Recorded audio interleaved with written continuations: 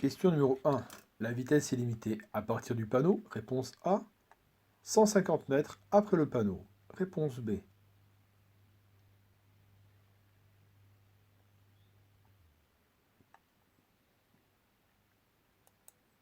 Question numéro 2. L'interdiction de s'arrêter ou de stationner se poursuit après l'intersection.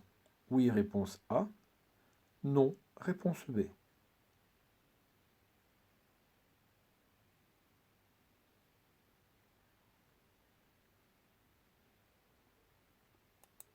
Question numéro 3. Ce panneau met fin à une interdiction de dépasser. Réponse A. Stationner. Réponse B. Klaxonner. Réponse C.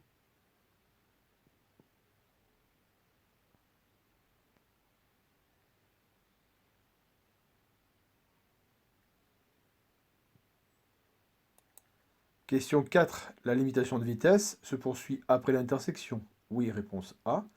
Non, réponse B.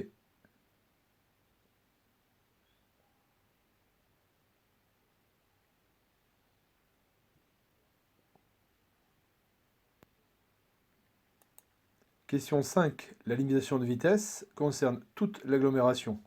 Oui, réponse A. Non, réponse B.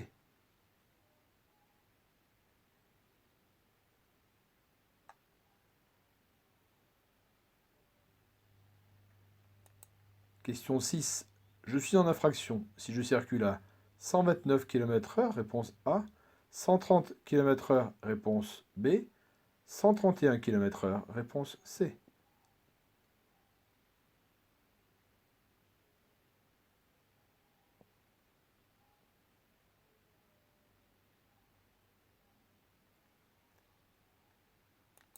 Question 7. Je peux tourner immédiatement à gauche. Oui, réponse A. Non, réponse B.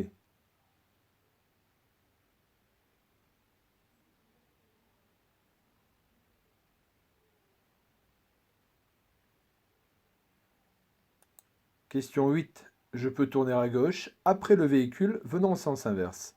Oui, réponse A. Non, réponse B.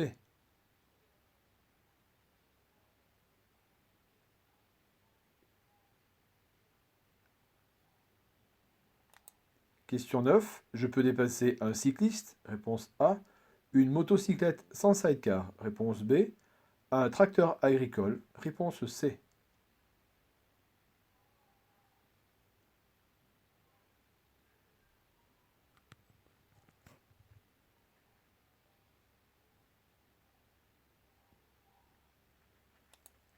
Question 10. Je respecte un intervalle de 70 mètres lors d'un bouchon. Oui, réponse A.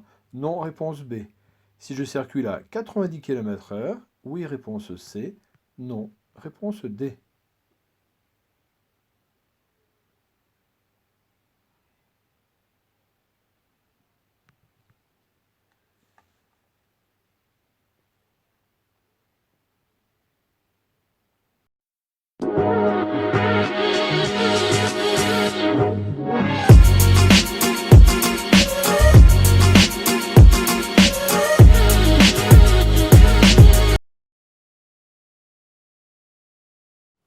À partir de ce panneau, la vitesse sera limitée à 70 km/h. Il s'agit d'un panneau d'interdiction dont l'effet est à une prise immédiate.